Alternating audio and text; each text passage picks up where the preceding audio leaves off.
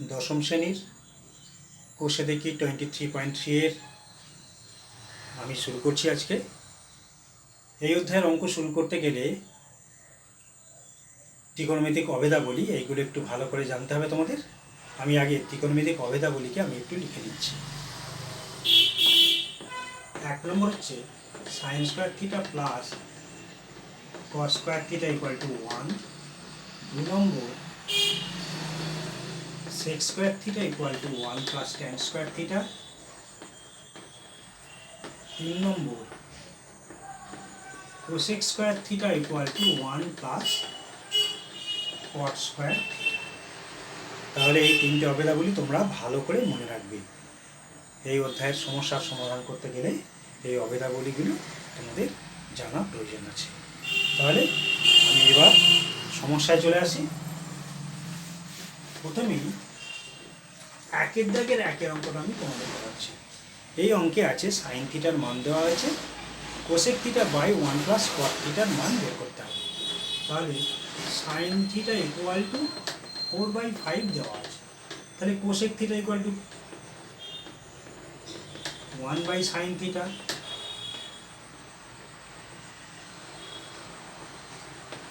One by 4/5 সমান 5/4।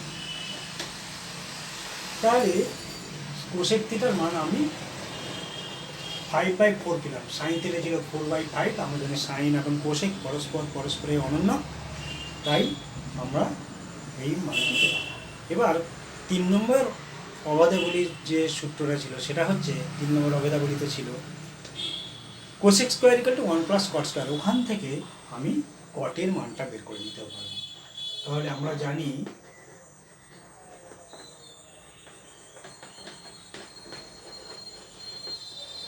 One plus cot square theta equal two cosec square theta, বা cot square theta equal two cosec square হচ্ছে 5/4, 5/4 এর square minus এই 1টা ওদিকে চলে গেলে -1, বা cot থিটা ইকুয়াল টু √25/16 -1। 25/16 মানে হচ্ছে √16 লসাগু 25 - 16 সমান √9/16 মানে 3/4। তাহলে আমরা 1 plus cot square equal to cosec square এই সম্পর্ক থেকে কোসেক স্কয়ারের মান বসিয়ে cot থিটার মানটা পেয়ে গেলাম 3/4। এবার আমাদের বের করতে বলা হয়েছে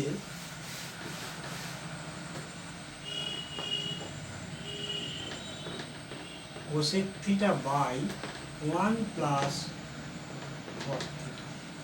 তাহলে এখান থেকে সমান কোসেক থিটার মান 5/4, 1 প্লাস cot থিটা হচ্ছে 3/4 সমান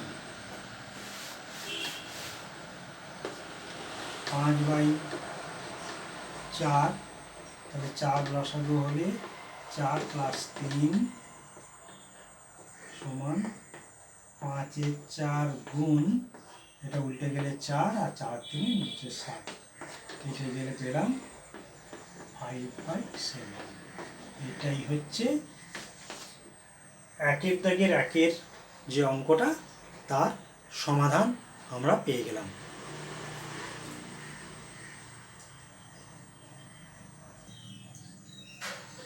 পরবর্তী অঙ্কে চলে যাচ্ছি। পরবর্তী অঙ্ক আমি পড়াবো 3 দাগের একের অঙ্ক। এখানে sec theta plus tan theta equal to 2 দেওয়া আছে, sec থিটা মাইনাস tan থিটার মান বের করতে বলা হয়েছে। তাহলে আমরাও জানি 2 নম্বরের যে অভেদাবলী আমি লিখেছিলাম প্রথমেই, সেখানে ছিল sec square theta equal to 1 plus tan square theta. তাহলে আমরা ওখান থেকে পাচ্ছি sec square theta minus tan square theta equal to 1, বা এটা কিন্তু a স্কয়ার মাইনাস b স্কয়ারের ফর্মুলা ফেলি, তাহলে বেরোবে sec theta plus tan theta into sec theta minus tan theta equal to 1, বা সেক থিটা প্লাস ট্যান থিটার মান 2 into sec theta minus tan theta equal to 1, বা sec theta minus tan theta equal to 1/2। তাহলে আমরা পেয়ে গেলাম sec theta minus tan theta equal to 1/2। এটাই হচ্ছে আমাদের 3 দাগের 1 অঙ্কের সমাধান। আমরা পরবর্তী অঙ্কে চলে যাব, তার আগে একবার ভালো করে তোমরা দেখে নাও এই সম্পর্কটা। Sec square minus tan square equal to 1, sec theta plus tan theta into sec theta minus plus tan theta into sec theta minus tan theta equal to 1, sec theta plus tan থিটার মান 2, এটা বসিয়ে দিলাম, sec theta minus tan theta equal to 1/2। এটাই পেয়ে গেলাম আমাদের 3 দাগের 1 যে সমস্যাটি পাঠ্যপুস্তকে আছে তার সমাধান। আমরা এরপর করব 3 দাগের 4 অঙ্কটা। তাহলে আমি মুছি।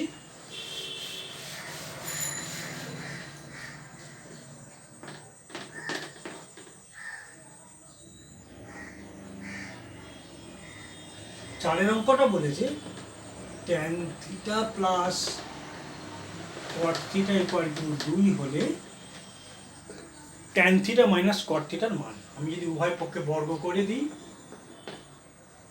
ট্যান থিটা প্লাস কট থিটার স্কোয়ার ইকুয়াল টু 2 এর স্কোয়ার, উভয় পক্ষে বর্গ করে। তাহলে বা আমি এটাকে এ প্লাস বি এর হোল স্কোয়ারটাকে এ মাইনাস বি হোল স্কোয়ারে যদি এক্সপ্রেস করতে চাই, তাহলে একটা ফর্মুলা আমরা শিখেছিলাম, A plus B whole square equal to A minus B whole square plus 4ab। এই সূত্রে আমি এক্সপ্রেস করবো, কারণ আমায় ট্যান থিটা মাইনাস কট থিটার মান চাওয়া হয়েছে। তাহলে এটাকে আমি যদি এই সূত্রে ফেলি, তাহলে ট্যান থিটা প্লাস কট থিটার স্কোয়ারটাকে আমি ট্যান থিটা মাইনাস কট থিটার স্কোয়ার করব, আর plus 4 tan theta into cot theta লিখব ইকুয়াল টু 2 এর স্কোয়ার কত 4। তাহলে পরবর্তী স্টেপে tan theta minus cot theta square equal to 4 minus 4। কেন 4 মাইনাস 4 হলো? প্লাস 4 ট্যান ইন্টু কট মানে 1, 4 ইন্টু 1 মানে 4, 4টাকে একেবারে নিয়ে চলে গেলাম, যেহেতু tan theta into cot theta equal to 1। তাহলে অতএব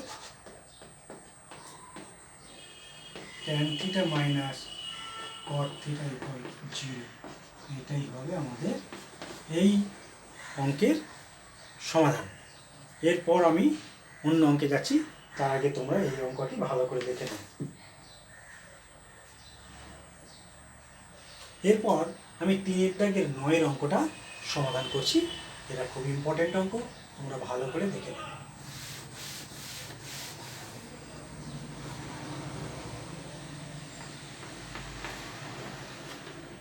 ওখানে দেওয়া আছে sine theta plus cos theta by sine theta minus cos theta equal to 7 হলে ট্যান থিটার মান বের করতে বলা হয়েছে। তাহলে sine theta plus cos theta by sine theta minus cos theta equal to 7। আমি এই অঙ্কটা অনেক ভাবে করতে পারি, যোগ ভাগ প্রক্রিয়া যদি কেউ করতে চাও করতে পারো, তবে আমি সাধারণ ক্রস মাল্টিপ্লিকেশন করে সাইন এবং কসগুলোকে আলাদা আলাদা সাইডে নিয়ে গিয়ে এই অঙ্কটি সমাধান করে শেখাচ্ছি। তাহলে এটা 7 দিয়ে প্রথমে যদি এটাকে গুণ করি, 7 sine theta minus 7 cos theta equal to sine theta plus cos theta.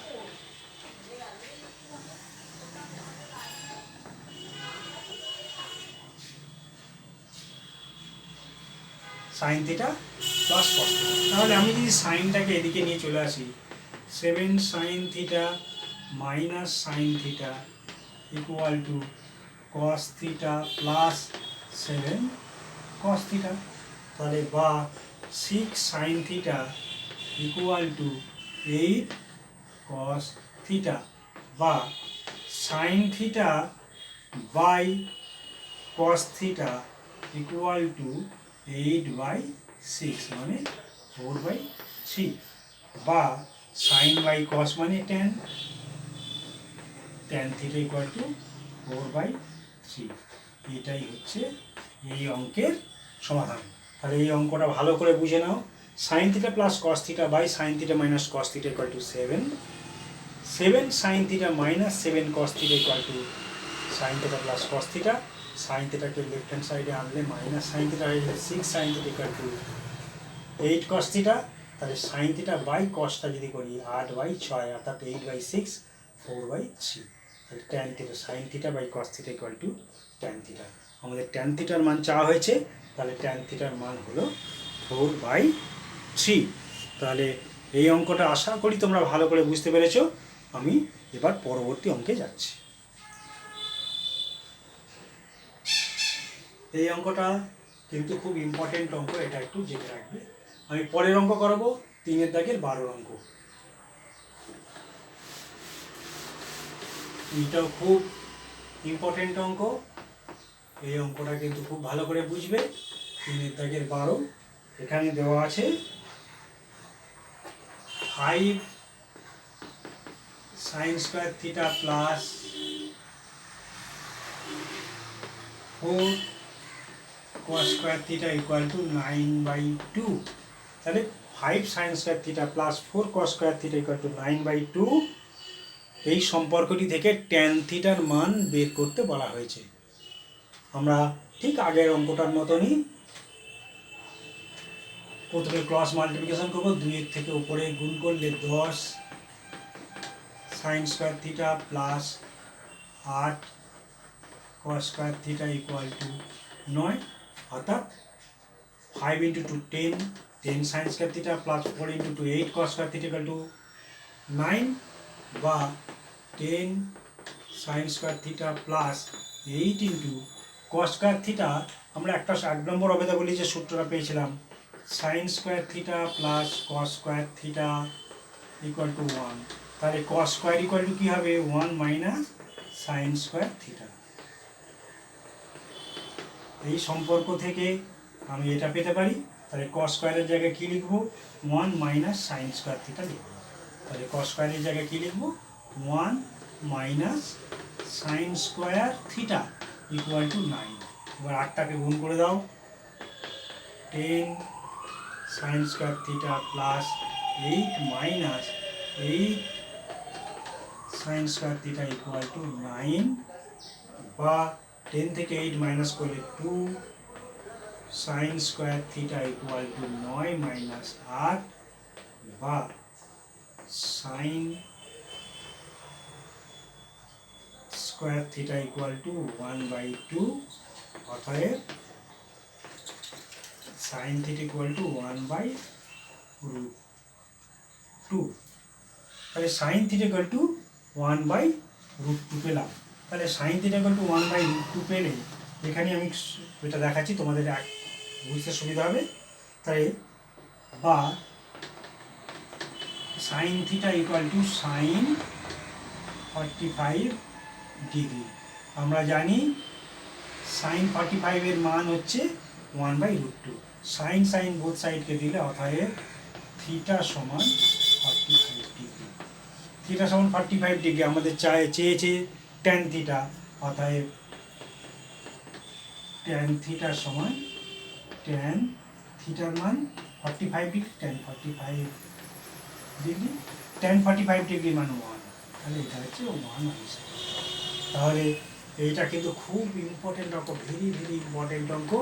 এই অঙ্কটা মাধ্যমিকেও খুব আসে, এর আগের অঙ্কটা যেটা করিয়েছিলাম 9টা সেটাও খুব মাধ্যমিকে আসে, এবং এই 12 অঙ্কটাও কিন্তু খুবই ইম্পর্টেন্ট অঙ্ক। যদি এই বছর অর্থাৎ 2020-তে যদি এসে না গিয়ে থাকে, এই অঙ্কটা তোমরা ভাবতে পারো সম্ভাব্যের মধ্যে পড়ে এই অঙ্কটা। ঠিক আছে, এরপর আমরা পরবর্তী অঙ্কে আমি চলে যাচ্ছি। তাহলে এই অঙ্কটা তুমি আরেকবার বুঝে নাও। 5 sin square theta plus 4 cos square theta equal two 9/2। আমরা যদি ক্রস মাল্টিপ্লিকেশন করি 2 এর সাথে 5 গুণ করলে 10 sin square theta plus 8 cos square theta equal to 9। 10 cos sin square theta plus 8 into cos square theta মানে 1 মাইনাস sin স্কয়ার থিটা। তাহলে cos স্কয়ারের জায়গায় 1 মাইনাস sin স্কয়ার থিটা বসালাম ইকুয়াল টু 9। রাইট হ্যান্ড সাইডে যেমন ছিল সেরকমই আছে। এবার গুণ করে দিলাম। 10 থেকে 8 মাইনাস করে 2 sin square theta equal to 9 minus plus 8 ছিল -8। তাহলে sin square theta equal to 1/2টা চলে গেল, sin থিটা ইকুয়াল টু 1/√2। এরপরে আমি এখানে দেখিয়েছি, অতএব sin থিটা ইকুয়াল টু 1/√2 হচ্ছে sin 45 ডিগ্রি, sin 45 ডিগ্রির মান। তাই আমি 1/√2 জায়গায় sin 45 আমি বসালাম। তাহলে সাইন বোথ সাইড ক্যান্সেল হয়ে গেলে থিটা ইকুয়াল টু পড়ে রইল 45 ডিগ্রি। আমাদের মান চেয়েছে ট্যান থিটা, অর্থাৎ tan theta equal two tan 45 degree. Tan 45 ডিগ্রির মান হয় 1। অতএব তোমরা এই অঙ্কটাও সহজেই বুঝতে পারলে।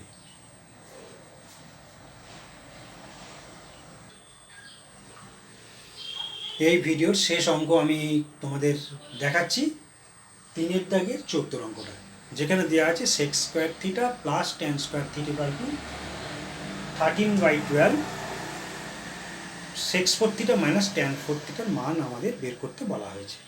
তাহলে আমরা sec square theta plus tan square theta 13/12 দিয়েছি, আর আমাদের বের করতে হবে sec 4 থিটা মাইনাস tan 4 থিটার মান। আমরা একই রকমভাবে এটাকে যদি আমি a স্কয়ার মাইনাস b স্কয়ারের ফর্মুলা এক্সপ্রেস করি, তাহলে sec square theta plus tan square theta into sec square theta minus tan square theta হবে। তাহলে sec square theta plus tan square থিটার মান দেওয়া আছে এখানে 13/12, এর জায়গায় বসালাম 13/12 into sec square theta minus tan square থিটার মান হচ্ছে 1। আমরা জানি 2 নম্বর অবেদাবলী থেকে পেয়েছিলাম sec square equal to 1 plus tan square. এই সম্পর্ক থেকে sec square minus tan square equal to 1 পাই। তাই sec square theta minus tan square theta equal to 1 বসালাম। তাহলে আনসার হয়ে গেল 13/12। এটাই হচ্ছে এই প্রশ্নের উত্তর। তাহলে তোমরা আরেকবার এই অঙ্কটা বুঝে নাও। sec square theta plus tan square theta equal two বলে দেওয়া হয়েছে, আর আমাদের মান নির্ণয় করতে বলা হয়েছে sec 4 theta minus tan 4 theta. তাহলে এইটাকে যদি a স্কয়ার মাইনাস b স্কয়ারের ফর্মুলা এক্সপ্রেস করি, sec square theta plus tan square theta into sec square theta minus tan square theta. sec square theta plus tan square থিটার মান বলে দেওয়া হয়েছে 13/12, আর sec square theta minus tan square থিটার মান 1।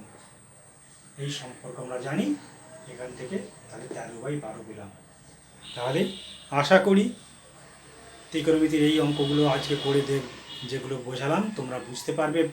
ভিডিওটি বারবার দেখবে আর অনুশীলন করার চেষ্টা করবে, তাহলেই পরবর্তী ভিডিওতে আমি আবার অন্য কোনো অধ্যায় অন্য কোনো টপিক নিয়ে আলোচনা করব। তোমাদের কোনো সমস্যা থাকলে তোমরা অবশ্যই আমাকে লিখে জানাবে, আমি তোমাদের সেই সমস্যার সমাধান করার চেষ্টা করব।